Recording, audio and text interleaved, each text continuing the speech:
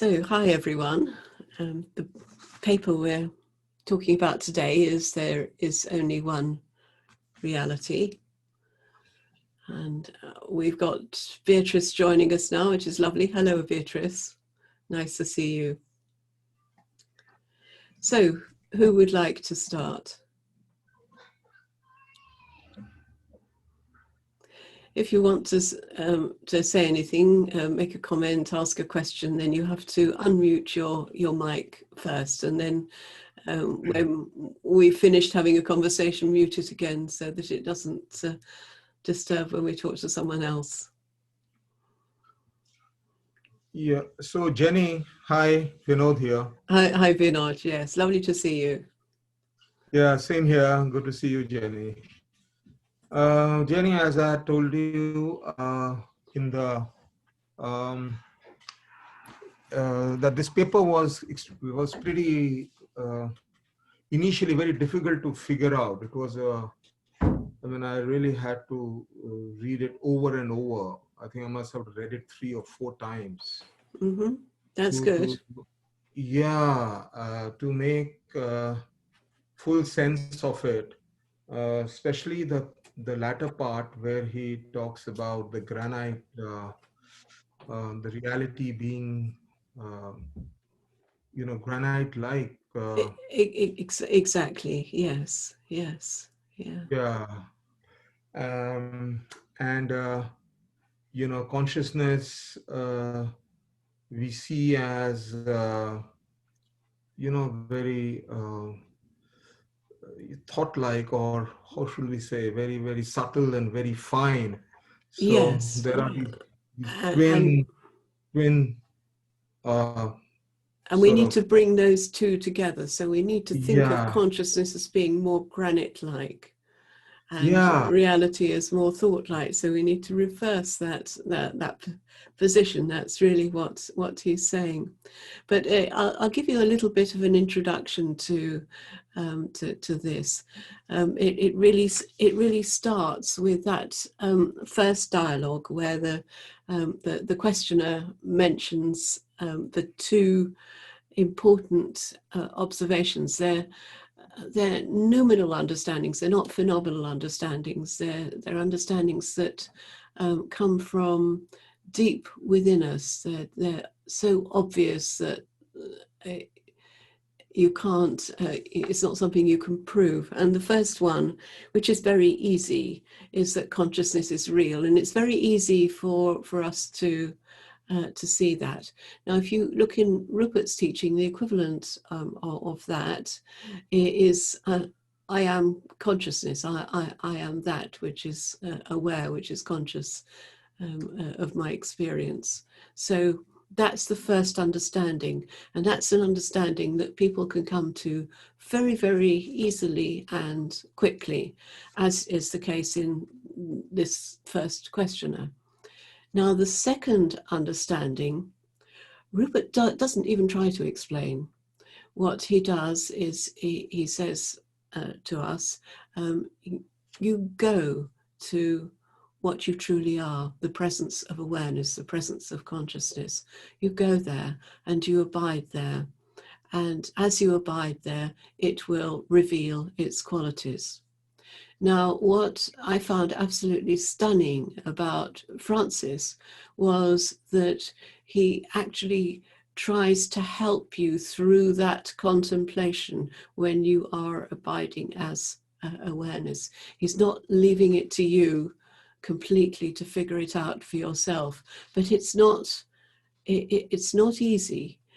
He calls it the path of the mathematician. He says there's 2 paths. There's a path of the mathematician and the path of the scientist. Now, as we know, science is all about doing experiments, gathering data, and you are testing your hypotheses by looking at the results of those experiments and analyzing the data. That's exactly how science works. And you keep on doing more and more and more experiments until you're really 98% certain anyway. But of course, 98% isn't 100%. So if we look at the history of science, then what we find is that scientific principles that we thought were absolutely set in stone are overturned time after time after time. So things like Newton's laws. So very obvious, very clear, very measurable, very easy to prove for yourself. They eventually got overturned by Einstein, and then later in quantum theory by all the various quantum physicists.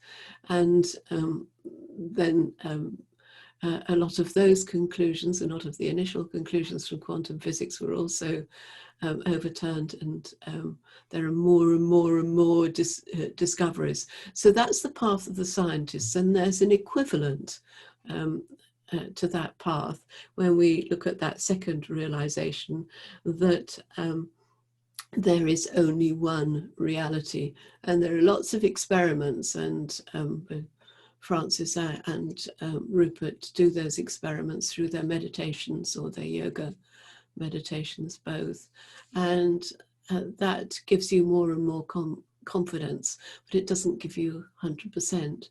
Now, mathematics isn't a science. It's sometimes regarded as a science, but it isn't. It's Francis describes this as an art, and I would agree with him on that as a mathematician. And that mathematics is much more clear and is much more exact. But mathematics doesn't happen through words. It doesn't happen through that the mind that is reasoning through words. The proofs are eventually done through mathematical theorems and mathematical symbols and equations, but the actual breakthroughs in mathematics occur through deep contemplation. So mathematicians all learn that when I'm not talking about school mathematics now, I'm talking about university level mathematics. So that's something that you learn at that stage.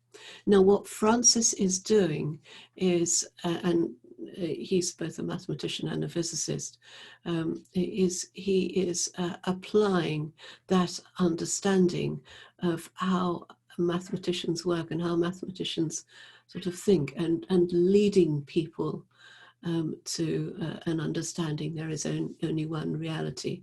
And that's why I said to you, Vinod, that I'm not going to transpose or transcribe or even summarize what Francis said to Sam, because 98% of it is in the space between the words. Francis takes you there. So when you're reading this paper, well, the way you need to read it is to read one sentence or two sentences at a time, and then you go there in your experience, but not phenomenal experience. You go there deeply within yourself. So that's really the way to read it, and it is difficult, and there's no other way. I mean, the only other way is what Rupert says: you just sit in silence. So yes, the teaching is not in words. In this particular case, in that particular understanding, the understanding doesn't come through words. Yeah. Yeah, and I think you brought out the difference, a little bit of that difference between Rupert and Francis's way of approaching the same thing. Yes. Yeah, and Yes, I should classifying. just say that Rupert, the equivalent understanding in Rupert is that Yeah, awareness is universal. So, I mean, that's directly yeah, deducible from there is only one reality. yeah. That is, everything of the world exists as a perception in our awareness, in our consciousness. So you extrapolate that to say that consciousness is all there is, and that's the only thing that Well, that's the idealist position. That's idealist. That is the future take. And That's the position. there is an equivalent realist position, because that conclusion, as Francis very beautifully pointed out in his discussion with me, that's not the only position that you hold. And if you hold it exactly like that, then what it Yeah. leads to is solipsism, which I think intuitively we would all reject. So solipsism is the sense that there is only mind, there is only one mind, my mind. No other minds exist. And I think we all would feel, well, that is a bit crazy, that's ridiculous. Yeah, but if you say that I exist in that mind as everyone else, and in fact using mind would not be the right term. I mean, in awareness or in consciousness, we all are really in it. My body, Yes, well, mind. that was the point that I put to him, wasn't it? Which was about Yeah, the idea of a global mind, God's what Rupert calls God's universal mind. He talks about seeing inside God's mind, and Francis immediately told me I was irrational, which was very. I'm not often called irrational, so that was. I enjoyed that. yeah. So that part, the so moment so you it doesn't follow. We don't know that. That's and right. that was his point, that Yeah, so how does Francis bring that? I understand that the Rupert's is a very idealistic. He has the God's mind, as you rightly said, or God's awareness or consciousness, universal consciousness, and that way he solves the problem of reality. And he says that there is no problem now because it's anything, yes, there's nothing it's real. one model. It's one particular model, but Right. it's not a model that's provable. It's not something that we should take as a belief, is what Francis is saying. We should stay in that not knowing. Yes, that's a possible model. That's a possible way of understanding our experience.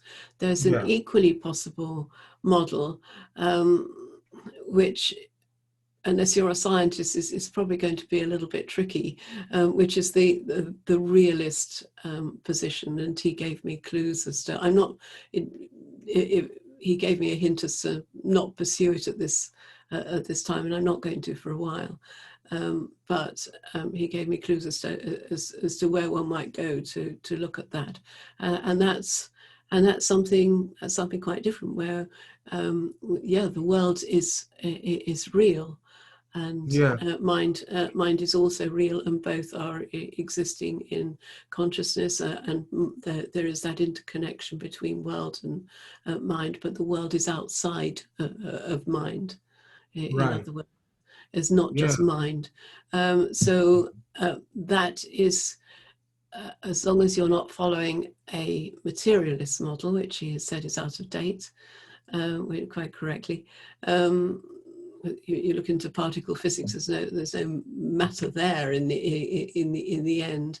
There's just this what he calls Okay. potential, and then actualization Probability. of Probability. matter Yeah. and energy. Yes, arising Yeah, in a in fact, probability field. if you go even into the more fundamental particles, you come to a understanding that it is all probability waves. It is not as solid as we see the world. We see world as, he gave the example of granite and orchid and all these, he took some different examples. Exactly. But if you So really go into the real scientific or there's nothing granite like there at all. something, yeah.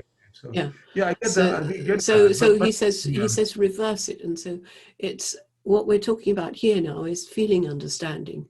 So because we superimpose on the world this granite-like quality, because we I feel a solid mouse from my computer. It feels very solid when I touch it. We superimpose that granite-like quality on the world, but actually it isn't. And before I came to this to this teaching, that was actually the route I was going under, and I going along.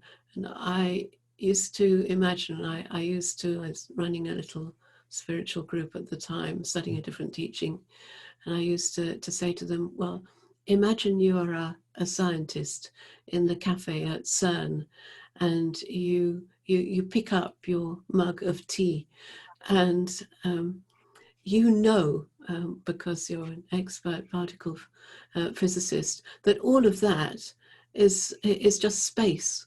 The mug is just space. There's nothing to it. There's nothing to the tea. You think you're swallowing the tea, and the tea is going inside you, but no, it's all it is space. But that doesn't stop the scientist picking up his mug and enjoying his tea. And so that was the example I used to use for people, which was taking them along a realist path rather than along an idealist path. That was something I completely dropped when I went to Rupert's teaching, because he went along the idealist model. But it's something that I've now come back to as an alternative, and really seeing where those two models meet. The meeting of those two models is very beautiful. So that's this paper was really a preparation, in other words, for understanding that. I felt we couldn't go straight there. Yeah. It's difficult for people to go straight there, but because the first thing to understand is there is only one reality. Yeah. Yeah, but even Francis doesn't take us to that depth of these solid masses, like you gave the example of the cup, or he Yes, gave he it. do. Oh, yes, yes, he does. Not in this particular dialogue, but he's. Hang on, Jenny, hang on. He doesn't take it into that scientific, that space which you just mentioned, or what I mentioned about probability waves. Yes, he does. Absolutely. If you attend, In the paper, not Jenny. in the paper, because I chose not to. I'm confining it to the paper because that's what you shared with us, right? You have not shared the other part of it, of anything else But with us. I'm sharing now everything that led to that paper, and because you know a bit of science, I'm sharing that with you now. If you, and I would recommend that you do attend his satsangs, you will find that at least 1/3 of what he's talking about is science. Yeah, no, I 100% agree. But I'm sure he. I mean, I think Alice shared with us almost an hour and a half video of his, which was very, very useful and informative. Thanks, Alice, for that. No, but what I'm trying to say is just looking at the paper, because I think this whole conversation should be really around the paper which you have given us to study. And I'm trying to draw my conclusion based on what I have read in the paper, right? So when You I have go you through have that to you have to go there. You have to get beyond the words. That's where I'm getting stuck, Jenny. I know you are, because you get stuck in words, but we have to Yeah, that's like a go second nature for beyond. me. Yeah. My nature is really that I try to understand every word which is written and the context in which it is No, said. that's I know. And I'm not able to read between the lines. I see it really as a paper, as a very, very beautiful paper, actually, because But it has some deep, thought processes it creates. It creates one to think a lot. And as I said, I had to read it 4 times. That's why I'm so fresh with all the terminologies it's used. what I would recommend for you, Vinod, is Yeah, both of those dialogues, which are transposed in this paper, are available on YouTube, and the links are embedded in the paper. I would listen to them as dialogues. Try to listen with a very relaxed mind. So not latching on to any words. Try to almost not hear the words. You know, when when you're looking at objects, for example, you can slightly defocus your eyes, so you don't really see them sharply. Try this now, to look at something as far away as you can see in your room, and then slightly defocus your eyes so that it's a little bit blurred. Try that now. Yeah. Yeah. Now, Yeah. you need to do that with the words as well. So if you listen to those dialogues, and then try and do the same thing. Allow the words to blur a bit, and just listen to the silence between the words. Francis's use of silence is brilliant. It was brilliant in the discussion with Sam. And I think you'll get more from it that way.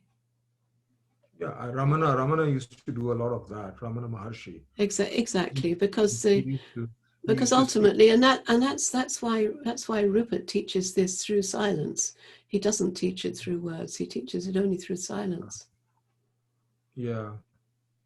So let me come to something more personal and more, I think, more practical. Practical in the sense that it's more, I'll say, in my own path or on my own sadhana.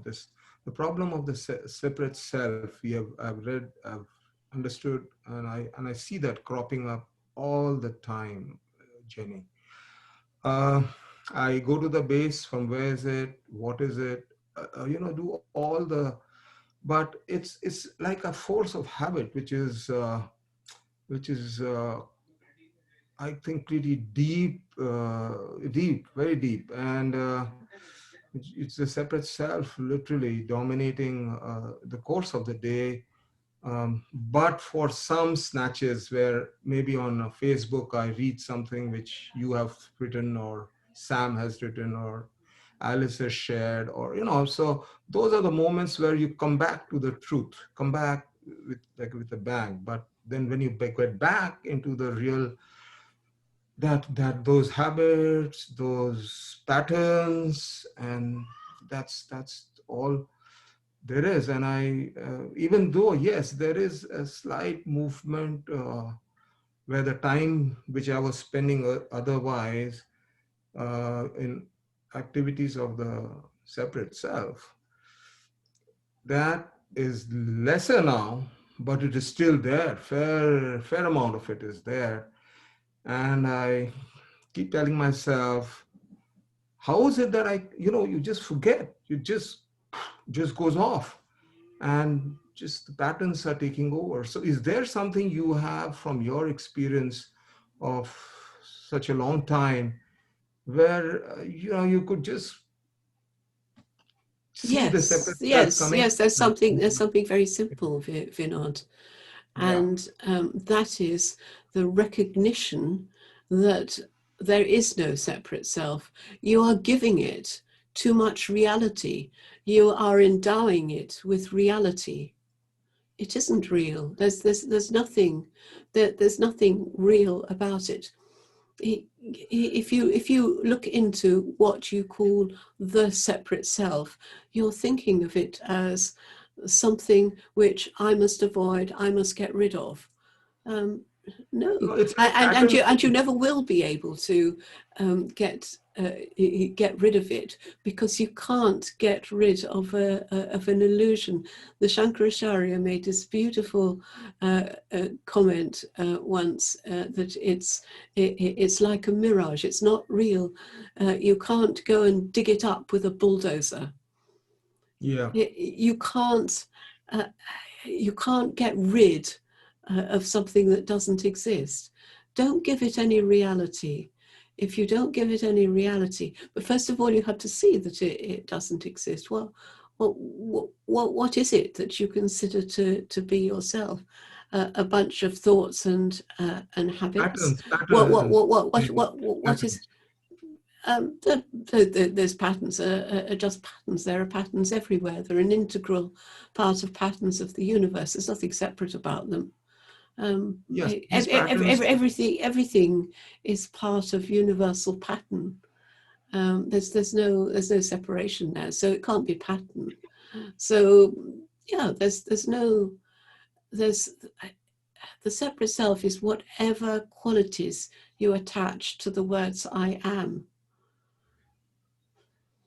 And every time you use the word I, or I am, or I am tired, I'm hungry, I am a man, I am whatever, and any of those things, see that no, that is not what I am. That it is not, because those things are not essentially myself. Yeah, I remember you. Can I interrupt for one moment? Yes, of course, David. I just want to share something with you. Sorry, David. Can I just complete, David? Just give me a minute. Yeah, of course. Yeah. Just half a minute. See, Jenny, earlier conversations I remember having with you, and where you have taken me to, certain patterns which work in our lives, like you're a musician, or you're a painter, an artist, and those are your, those are your skill sets. Those are your. No, they're not yours. They're not yours. They belong to the universe. David, say what you would like to say. Okay. Are you ready to hear, Vinod? Yeah, sure. Go ahead. Well, firstly, I just want to say what a brilliant paper that is, and I'm really enjoying the quickening. I'm seeing it in you, Jenny, and Alice, and it's just so lovely. I mean, this is the evidence to me that something's happening here. And but just to address, Vinod, what you're bringing up, I like something that Francis said. I'm not sure exactly, I can't give you the reference, but he said, many of us who are sort of trained in the mind, and I'm sort of a bit like you in a way, I came through that path. He said, we get so attached to what we think that we overvalue it. And one of the ways you think of this as a thorn, to remove a thorn, if you like, to start to relativize the overvaluation of thought is to think of digestion. We spend very little, if any, time wondering what it means that the gurgles are happening in our belly and they're going on all the time. And what does that gurgle mean? We don't give it a second thought. And Francis said, think of your thoughts as just the gurgling away of the factory of the mind that's of no more relevance than the gurgling going on in your belly. And I thought, what a lovely way to think of it. And he said, the thoughts that are in service to awareness will be so obvious to you that they will sort of be something that stand apart from the gurgles. And the gurgling is what most of us take to be so significant, but it's not. It's just the movement of consciousness appearing as thought, no more significant than the movement of the digestive process. And it's very hard for someone who's been trained in the mind to start to let go of that. What really amounts to an over-idealization of thinking. I mean, it's a beautiful thing and it leads to wonderful things, but it also leads to a lot of blockages and stuckness, I would think. Don't you agree? Yeah, sure. You're putting it, these are growling. I have not heard, unfortunately, I'm not so well versed with Francis. I'm more with Rupert. It's only now that Jenny has sparked my interest in Francis's, even the videos I've not watched, primarily because the accent I was not able to, sort of get many words which he was speaking, and he has his own way of communicating, so it's just something which, I consider myself guilty, if at all short off. It's no blame to Francis. He's what he is. So you might find an introduction to Francis' way of thinking is some of his books. There's one called The Perfume of Silence, which I particularly like. Yeah. It's very That's my favorite simple, too. Yeah, it's a beautiful book. The interesting thing to find, sorry, David, the interesting thing is that Francis uses a lot more of the Indian, spiritual terms. Like he has in the paper also used Maya, and he has used Sachitananda, Sat and Chit. Yes, are because he very, was very, talking to an Indian at that point in that video, and that's why he's very good at relating to people where they come from, both spiritually and scientifically. no, it's your paper, Jenny. I saw that Yes, in your yes, paper. You yes, shared with. yes, exactly. And yes, he was talking in that particular dialogue. He was talking to an Indian, and we have a lot of Indians in this group who use Indian terms, so I left that part in. But it's not. Yes, it's not necessary for understanding to use the Indian terms, but it helps those who've been brought up with them. No, it helped me a Yes, lot because yes, yeah, you are brought up in this dose of Maya, and the whole world is an illusion. It's all Maya ultimately, and there is only the Brahman, which is the real, and the only one which we are terming as consciousness here. So yes. there is a tremendous amount of parallel, and I think I like Francis. That one thing I really love about him is his familiarity with these words and their exact. He uses it very appropriately. In fact, in the write-up also, it is very well used. So that was good to hear him. Yeah. So David, thanks for that. I mean, you're absolutely right that you need to have beliefs and thorns, to take out those embedded. And the separate self idea is so deep, so much, that whenever No, I lose my. They're not. It's not deep. The separate self has absolutely no depth to it at all. And just understand that. Just understanding that will help you hugely. It's just a concept. It's just a bringing together of a whole load of attributes and qualities. It has no real existence at all. You're giving it reality. Don't give it that reality.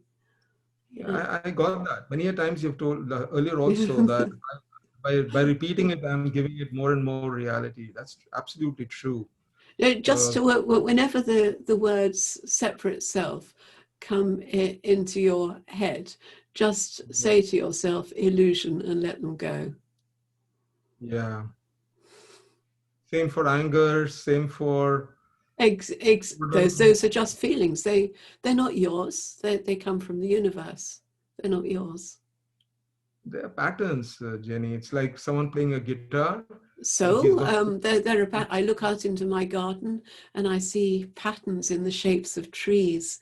I see patterns of the rain falling in the pond and making little circles and little ripples. There are patterns everywhere. It's the beauty of experience. It's the beauty of manifestation.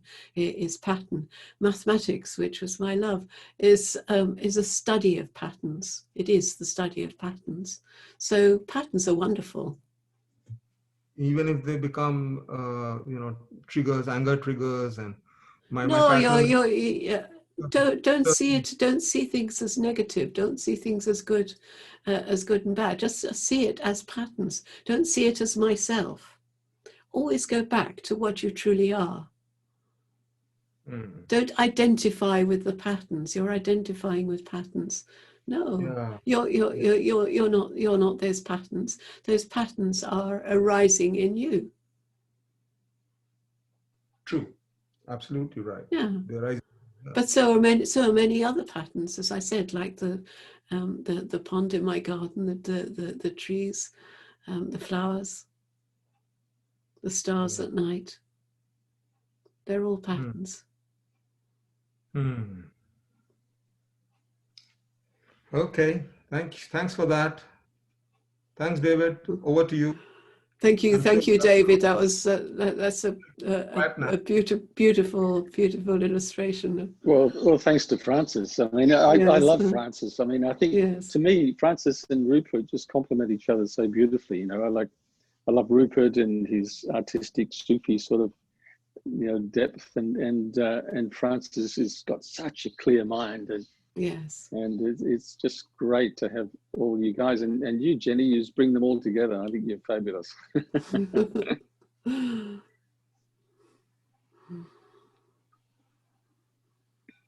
So I've really found this exploration to be so valuable, and I can't articulate it as clearly as you or Francis, but I can experience it deeply, and it's you know, I use the word quickening. It's sort of enlivening. Yes.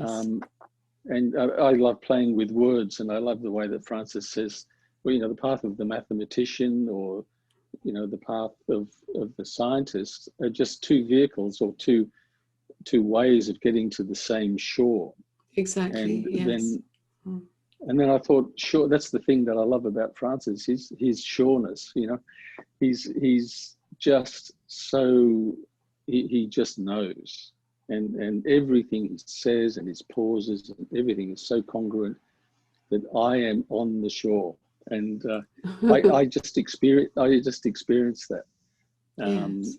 and it's just so marvelous. I just appreciate it so much. So I'm curious actually as to, it seems that it's almost like a revelation that's come up, and yet it's surprising to me that we haven't got here before. So how did it happen? I'm just curious as to what brought this into the foreground. For me, what brought it into the foreground was I've been studying with Rupert for I don't know, 7 or 8 years, something like that, and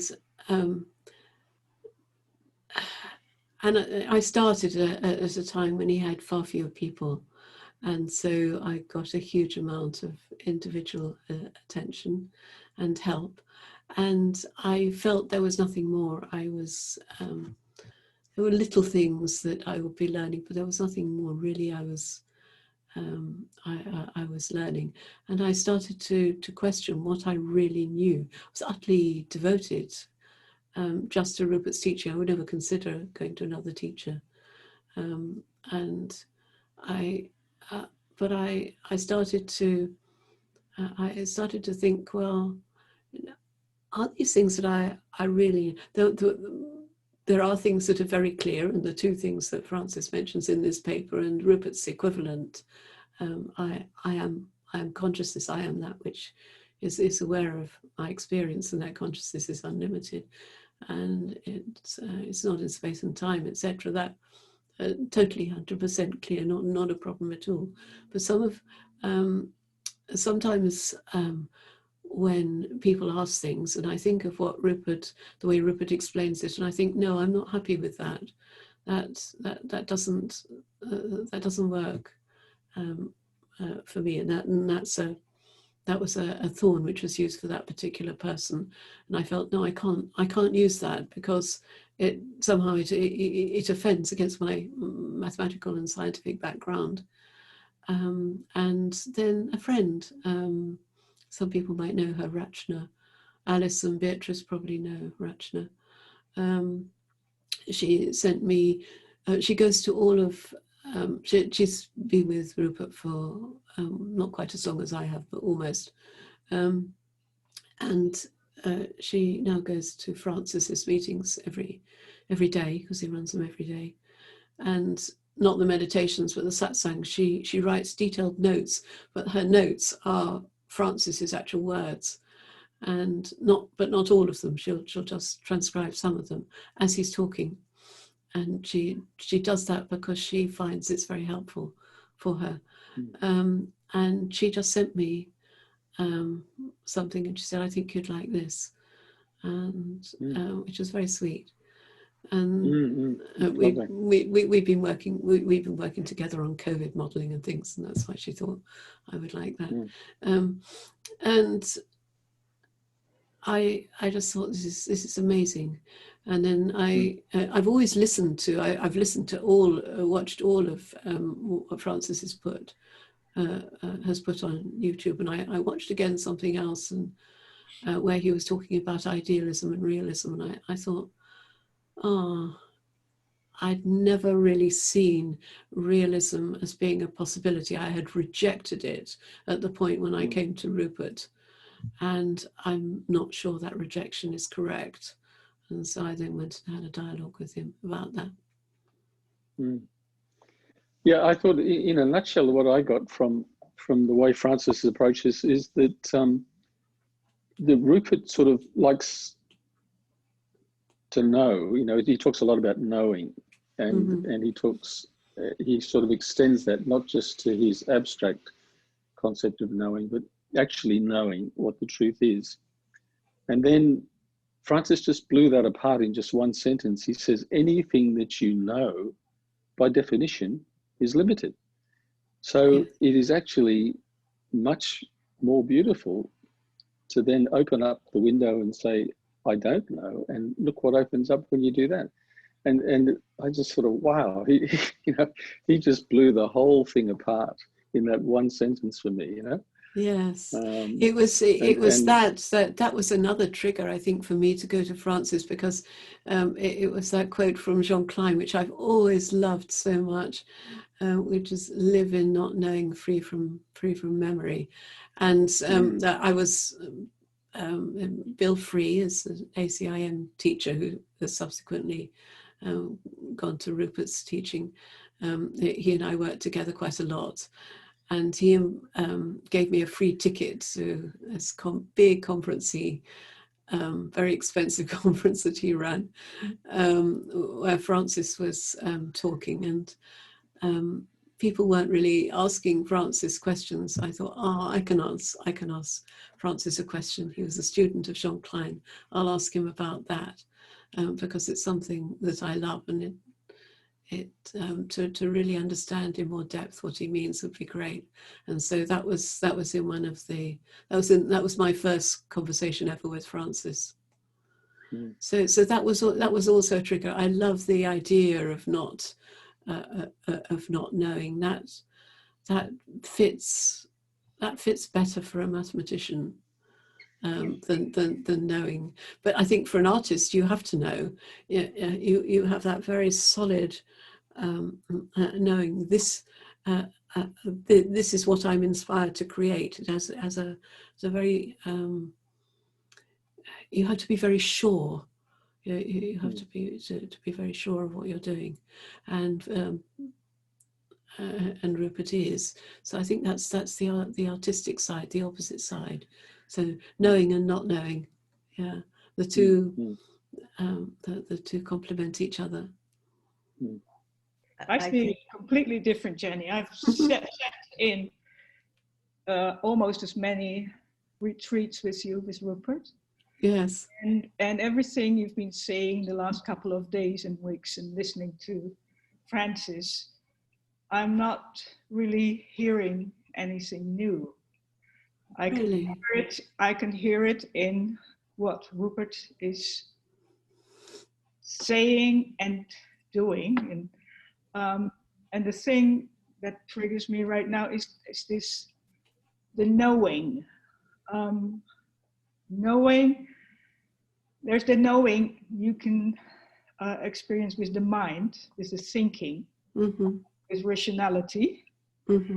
And there's always an end to that kind of knowing. And then there is a deeper kind of knowing, the one that's you start your paper with, and that's what you call the noumenal, I don't know what. Yes, exactly, yes.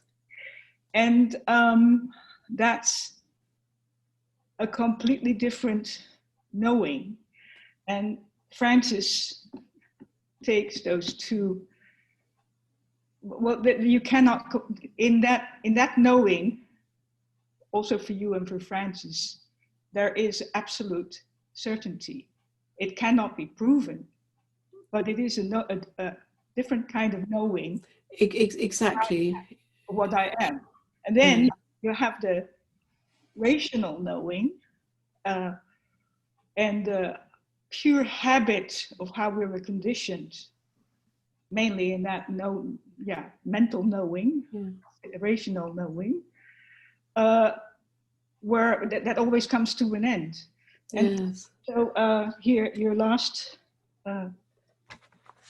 sentence, contemplation, people neglect the reality of the illusory world. And the example of this lily, this flower, when I go out of the room, the flower is still there. when you go out of the room, the flower is still there. Well, it's simple. That's one of those things I don't know. With my rational mind, there's no way I can experience or rationalize that that flower is still there. Maybe just after I left the room, you came in, took the flower and threw it out. I just don't know. Yeah. So the not knowing for me, Jan Klein's not knowing, is in this whole realm of daily life, of rational thinking. And the other knowing is the thing what I immensely love till this day that Rupert does at the very beginning of every retreat, and with everyone who is new to it. He takes them by their ear and says, okay, are you aware? Sort of dragging them into the other knowing that I am, that there is awareness. So very experiential. So there's no way out. Asking them, can you take a step toward yourself? Sort of. Yes, don't get me wrong, Beatrice. I love Rupert's teaching, and it's not about that. It's like. But it's Francis's teaching is different. He comes to the same understanding, because there are only those two basic understandings. He comes to the same understandings, but through a different route, and I see something different every satsang of Francis I listen to. There will be different analogies. There will be jokes. There will be something which is new and different, which a little corner that I have never explored before, like the Lagrangian that he was talking to me about. Rupert wouldn't be talking about that. He's not gone into any of that. So for me, seeing that connection with it is new. It's absolutely wonderful, and it's what I find helpful, because if people ask me questions, I need a wider range of ideas to draw on. I draw on Rupert's mostly, but also with people who think more in the way that's natural for me. I will draw on Francis's ideas. So that's okay. So that's okay. Yeah. So I mean, that's perfect. It's not what we're talking about, but it's very important in my daily life and in my understanding that there's these two kinds of knowing, and that also the granite and I don't know the other one.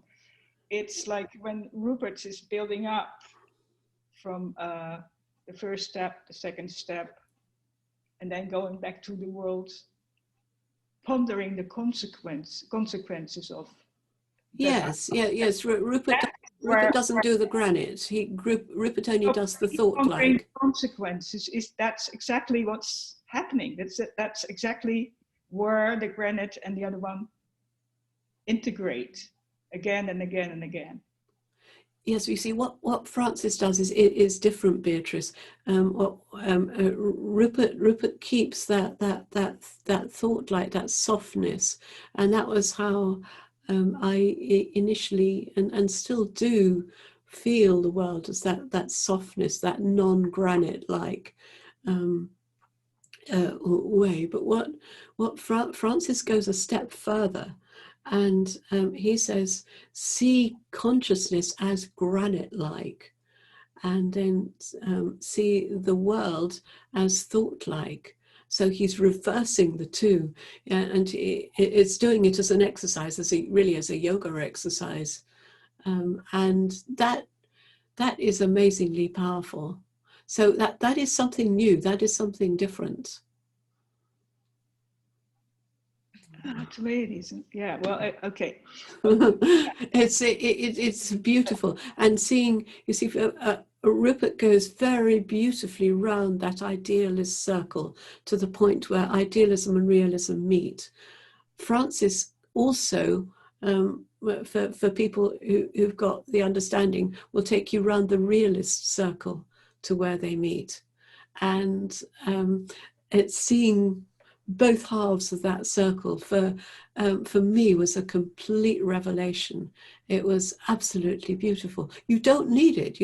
I mean, it's not necessary, but it's somehow it has this tremendous deepening. It did for me have this tremendous deepening effect. Can I come in? Yes, of course. When Rupert talks about knowing, he does say as well that it's awareness, consciousness, and knowing is the same. I think that when he uses the word knowing, it's so that you become present and you're open. That is his way of expressing knowing. I don't think it is something more, because he does say that awareness, consciousness, and knowing is the same. Yes, that's a very good point, Alice. He does, and I think he has said that he's using that word knowing a bit more often now, because if you use the word consciousness, then people objectify it. They think of it as a thing, and they're trying to look at it as something that's outside of myself. And so knowing, then that's a verb. It's a part of a verb, and so that more impersonal. It's more impersonal. It's not an object. Yes, It's exactly. it takes that object part away. So yes, I think that's an important point. I wanted to add something. Yesterday, for the first time, I was part of the meditation with Francis. Mm-hmm. I took part, and it was a revelation, because he said something that clicked immediately. He said that the world is my body, and he explained simply that the interaction with the world and the body has to have something in common. If not, they wouldn't interact. So the substance of the world and of the body have the same roots, the same, and it became a reality. It became fantastic. It became a real experience, it was tremendous. And I want to do this exercise as many times as I can. It was beautiful. It was. So I was there too, and that was really lovely. Yes.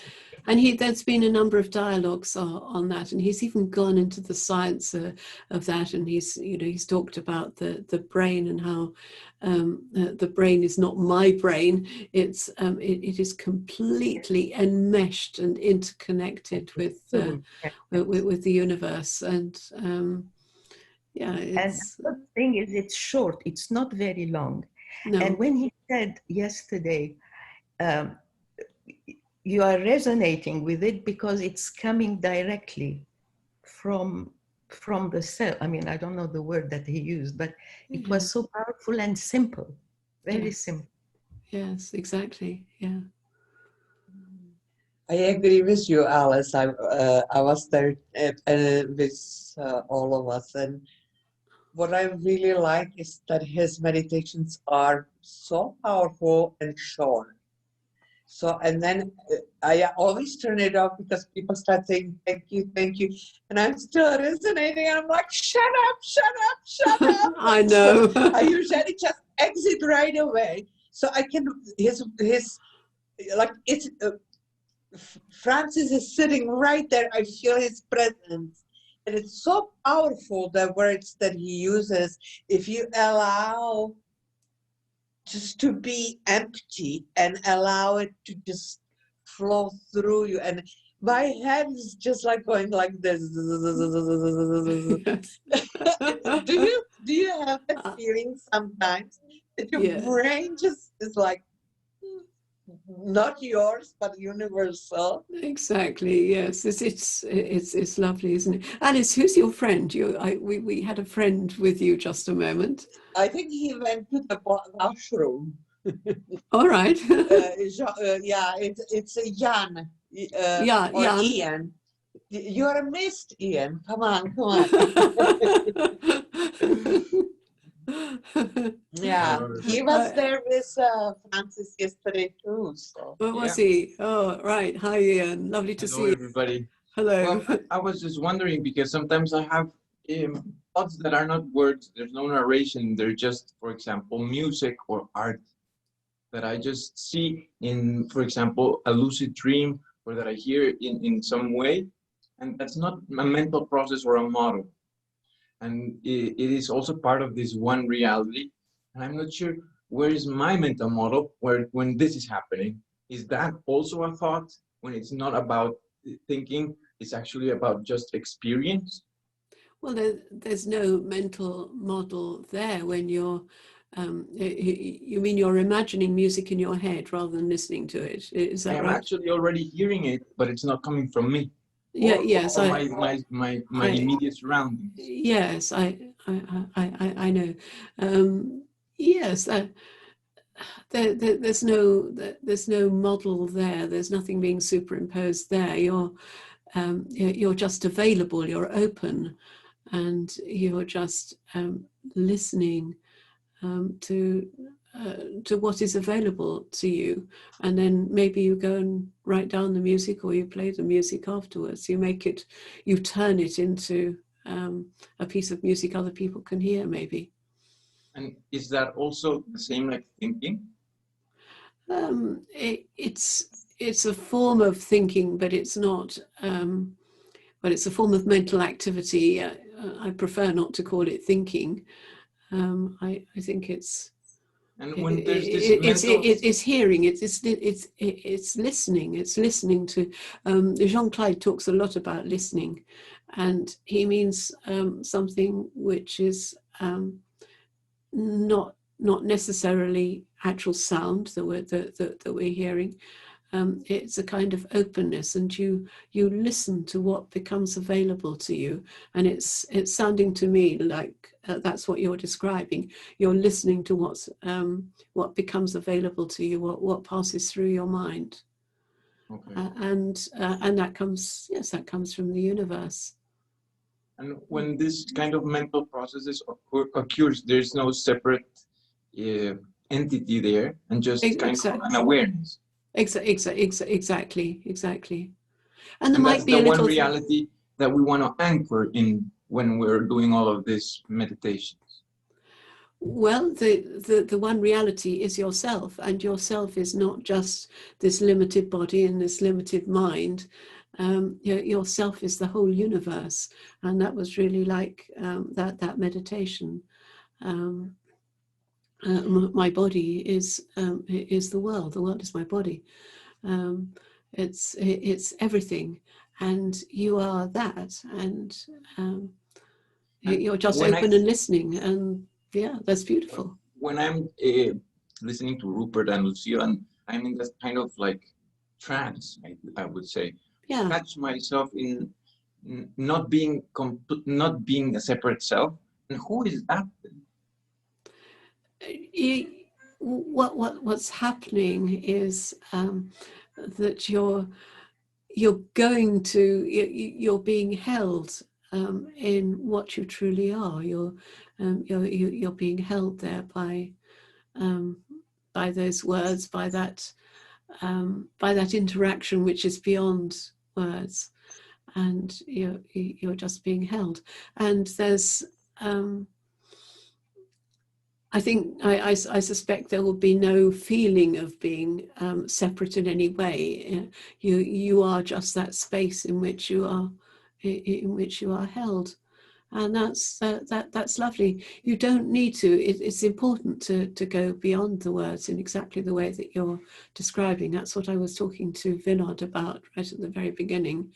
It's important to get to that place of listening and hearing the space beyond the words, because into that space, whatever you need, with whatever you are capable of manifesting, will arise. I think what you say is so important, because we are so hung up on this thinking, and if you allow to surrender the mind to the silence and just be held by the divine, or by whatever you want to call it, it really does suddenly so much more opens to you. Exactly, but thinking can then come back in a different way, so that, you know, if you're a mathematician, you have these ideas which come to you. They don't come to you in words or symbols or equations or anything. They come to you, but then to communicate them, you need to be able to write them down in some form. Music, there's a notation for music. So if you want to be able to write down what you heard in your mind, then you need to use that musical notation, and that is the equivalent in music of words. So and that communicates so that other people can perform what you have heard. So it's an artist. Yeah. And I have trouble understanding, because, for example, sometimes it's about movement of the body, and the communication between movements, and movement doesn't use words, but it's also thinking. Movement is its own language, isn't it? It's a language of and also, itself. when I am painting, the movement of my hand gets in the memory of the canvas. Yeah, yes. That's also a process that I am trying to digest, because it transcends the verbal narration in my brain, and doesn't even come from a thought process. Sometimes I just see it. Yes. Have you been to or watch any of Ellen Emmett's? We haven't, but we will. You have done? I haven't. No, not yet. Not yet. Well, you should. I think you would like that. I think you'd resonate very well with what she teaches, because it's very much along the lines of what you're describing, but particularly that integration of the body with the world, with the canvas, with your instrument if you're playing a musical instrument. That she's very much into that and expresses it so beautifully. Yes. Does she still do it Tuesdays evenings, or Tuesday evening London time? I think it probably is. You'd have to look on her website for the latest ones. Will do, because I used to attend, but it's twice a week. It's two a week. Yeah. Okay. Mm-hmm. Jenny, also one question. The fact that everything is in permanent transition makes this transition a part of the reality, of the one reality.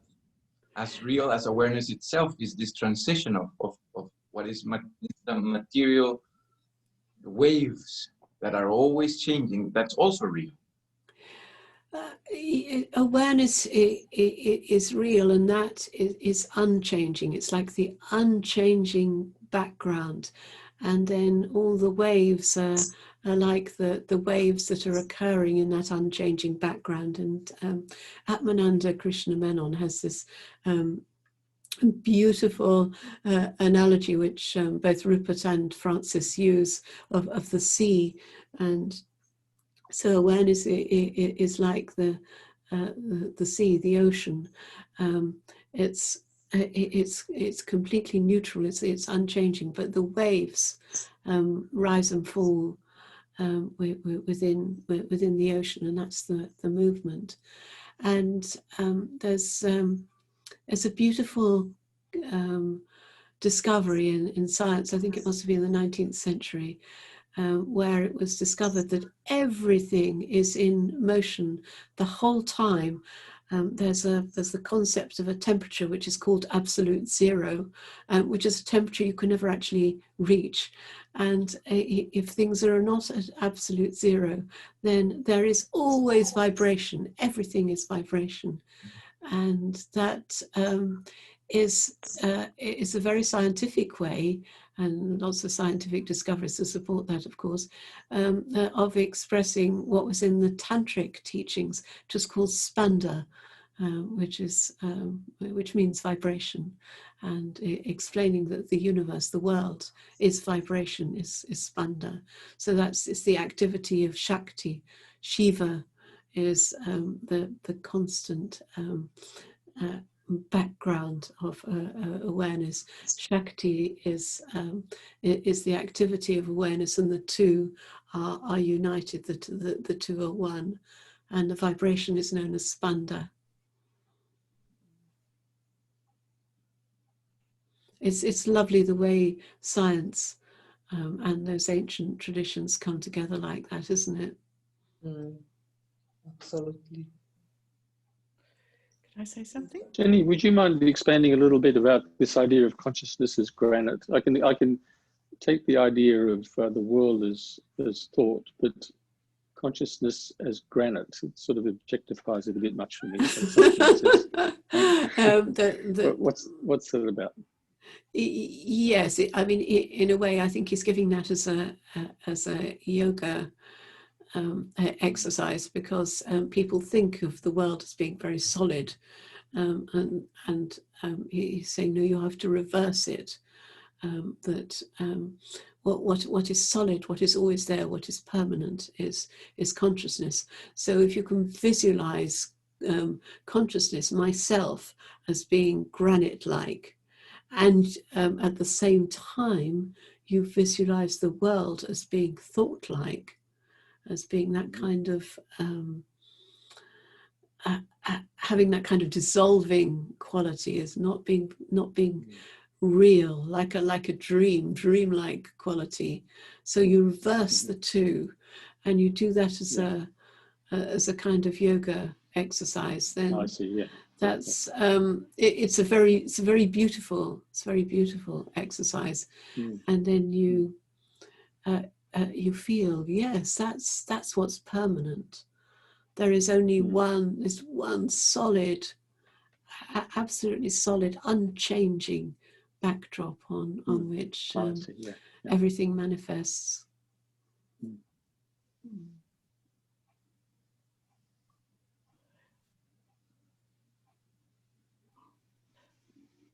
Can I say something? Yes, hello. Sorry, it's dark here. I didn't put the light on. I should have come evening now. So I was just going to say, I'm not Jewish, but the Jewish word for knowing is yada. And it's like Yoda in Star Wars. It's like a knowing, it's different knowing. So I really kind of, as you're chatting about this, it doesn't come from the mind. It comes, if you like, from universal consciousness. So it's beyond the mind and beyond thinking in many ways. And I just thought it was a rather interesting little analogy there. Yes, absolutely. It is, yes. Yes, normally the word knowing it refers to knowing something. Yes, and as Rupert explains very clearly, that when he's talking about knowing, he's not talking about knowing something. Yes. He's talking about just knowing. And in Francis's terminology, that's the noumenal experience.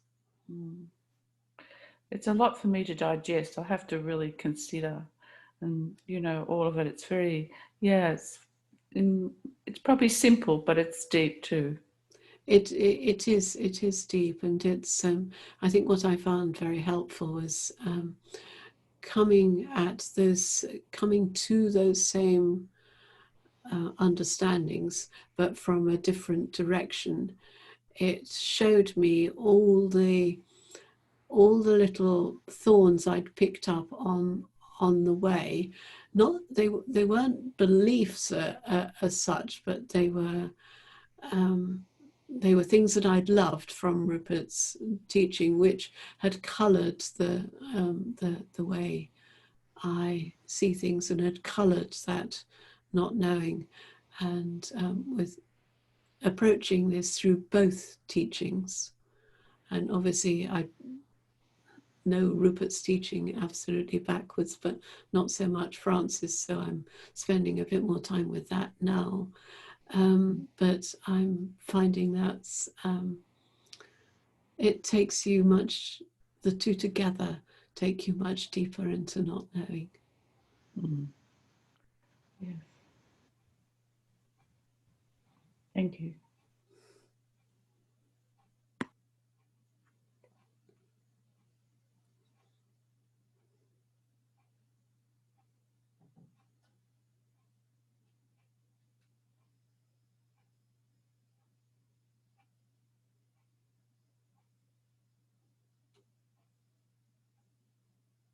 I'm just going to say, Jenny, that we have our different models of what it's all about, but the actual experience of all of this is so utterly simple, isn't it? It is, and that doesn't change from whichever direction you approach it. Yeah. That's unchanging. Yes. Yeah.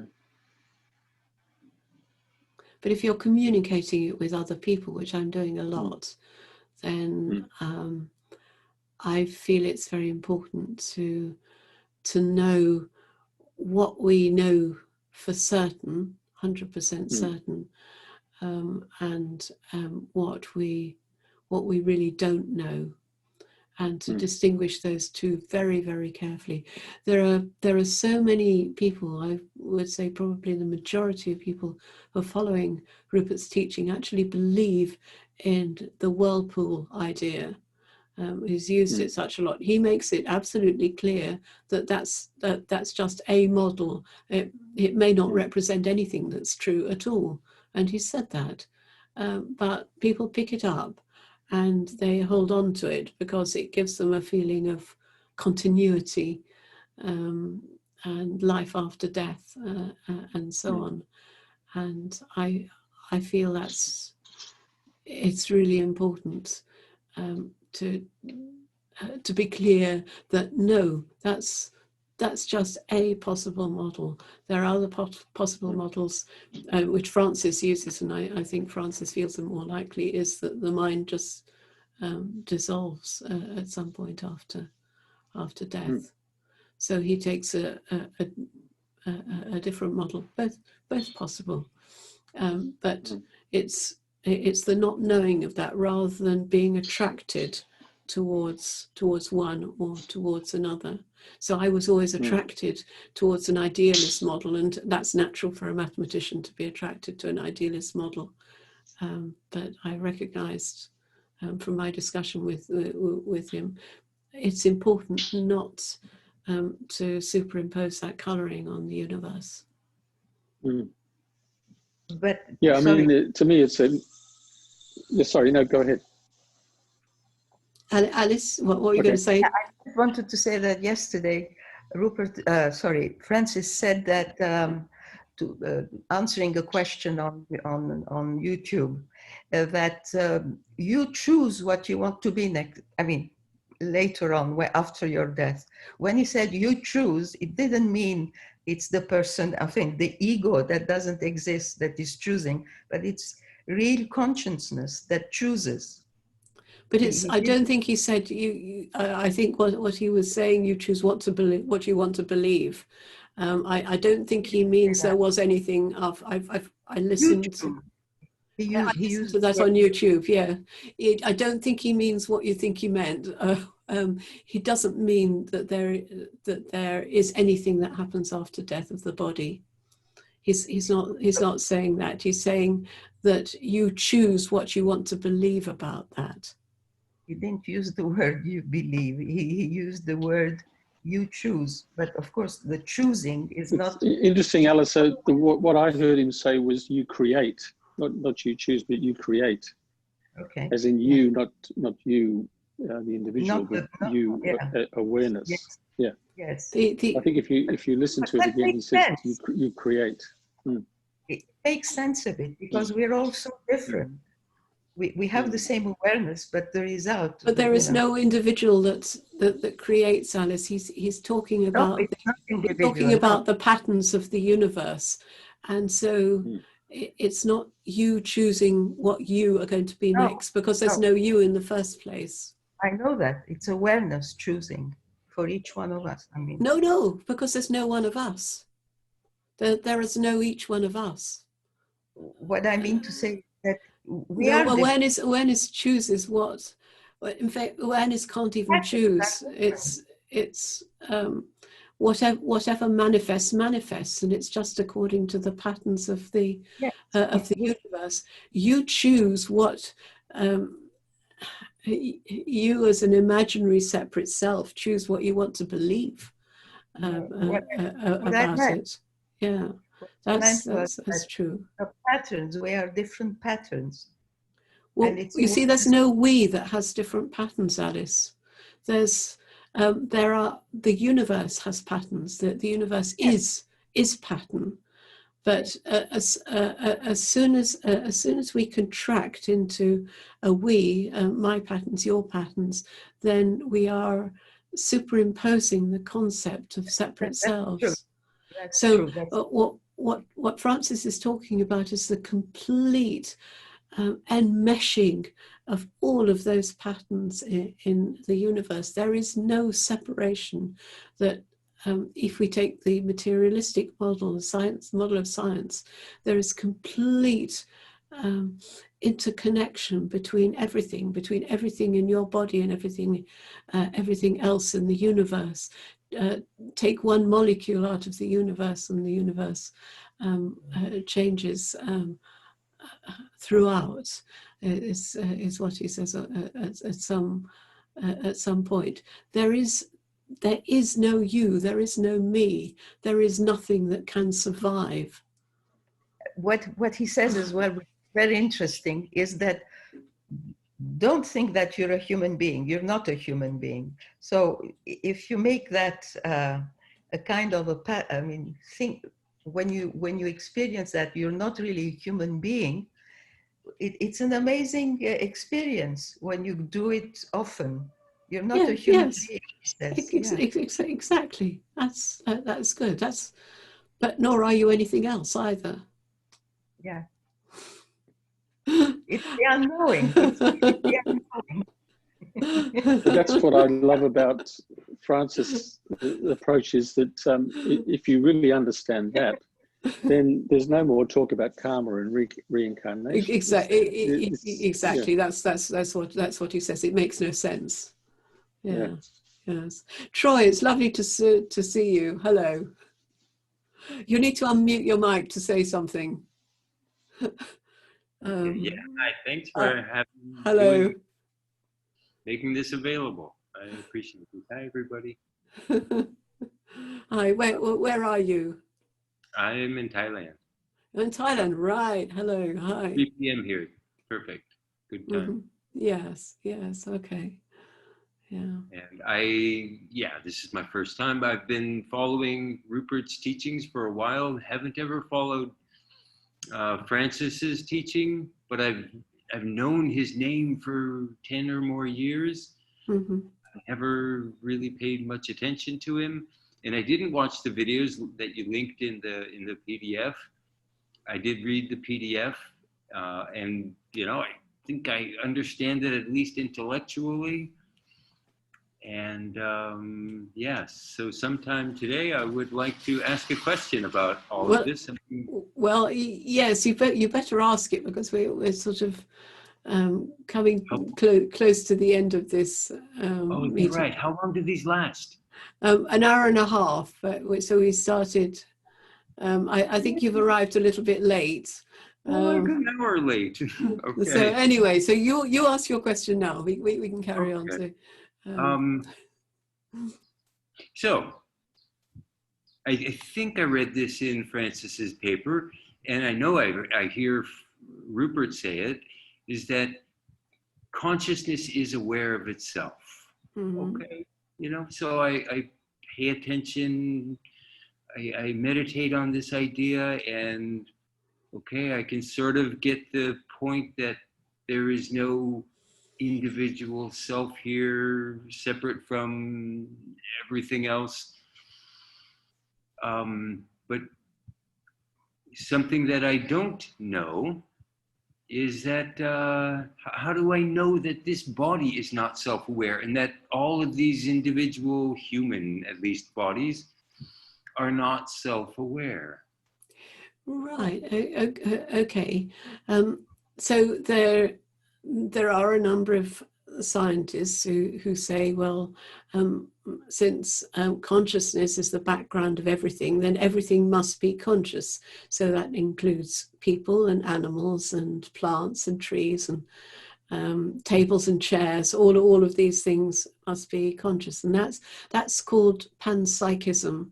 But that's a form of materialism. But what this teaching says is that if we define consciousness in the way that Francis does, as the reality that is hearing these words right now,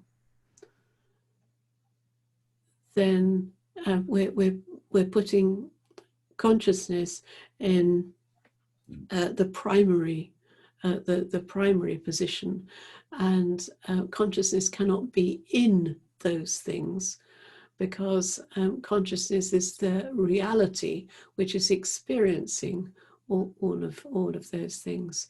So when we say, I am aware of the computer or iPad or whatever it is you've got in front of you, say I'm aware of that, then that's consciousness being aware of an object.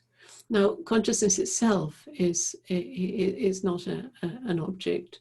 Objects themselves are not aware because of the way we've defined consciousness. So the question then comes: is it possible for consciousness to be present when there's no experience of objects? So if we say consciousness is that the reality which is hearing these words right now, is it possible that when there's no objects like these words, a sound, that consciousness is still present? And the answer is yes, and we can experience that. And the way we experience that is in two ways. One way is in deep sleep, and in deep sleep there's no objects present, there's no mind present, there's absolutely nothing, there's no dreams. So there's absolutely nothing, and all there is then is consciousness. Now, some people feel, no, for me, consciousness disappears when I go to sleep. So what we say to them is, okay, so try to sink deeply into yourself, go into meditation, and by sinking very deeply into what you are, beneath all of the perceptions of the world. So easiest if you close your eyes, easiest if you're in a quiet room where there's not lots of distracting noises. All the perceptions of the world, beneath all the sensations of the body, beneath all the thoughts that are going in, you turn your attention away from those, or you allow attention to sink beneath those. Then if you, with a bit of practice, you can reach a point where it feels like you are asleep because there's no objects, but actually you're still awake. And that is consciousness being aware of itself. That is the experience of consciousness being aware of itself. Now, when you come back out from that, and then sounds, thoughts reappear probably first, then that's consciousness being aware of the thoughts, and that's consciousness in the presence of objects.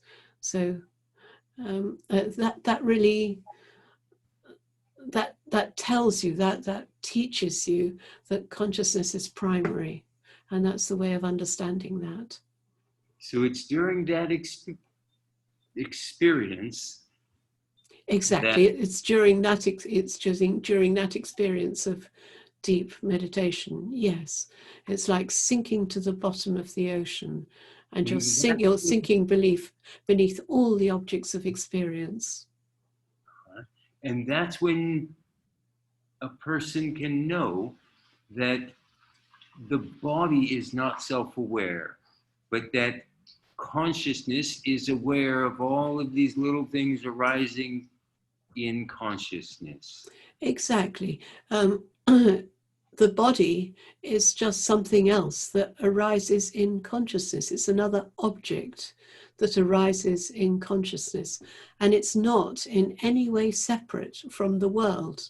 Our bodies are just part of the world, and the world, as we were saying just a little bit earlier, is completely interconnected at just at the level of science. The particles that make up our body, if you look deeply into them, it's just all space. There's really nothing there. Particles come into and out of existence. What Francis talks about, the potential and then the actualization. This beautiful, beautiful flow. Sure. And that's happening all the time. So there's no difference. There's no sharp dividing line between our bodies and the universe, the rest of the universe. None at all. They're all completely intermeshed, and that's really what you see. And then consciousness is that which is aware of all of that, the mind and the body and the world. So I know I've heard Rupert say many, many times that consciousness is aware of all the little manifestations. But I don't think I've ever heard him say, that the body is not self-aware, and this is how you can know. No, so during that deep, deep meditation. Yeah. Yes, that's how you know. Yes. And I've never been that deep.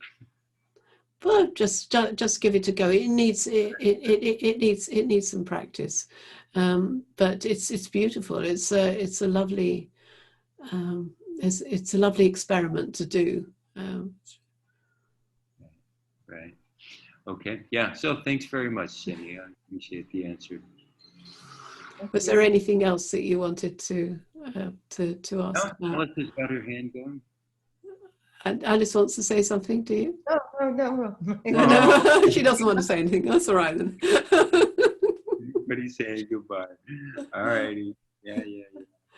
Did anyone else wanted to say anything finally?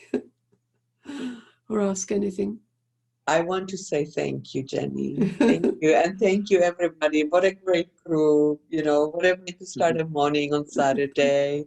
And, just have a beautiful day and just know that you are aware of being aware. Thank you, Alice. Thank you. It's lovely to be with you, and you too, Jan. It's lovely to see you. Thank you, Jenny. Thank you, thank you, everyone. Thank you. Thank you. Bye. Bye.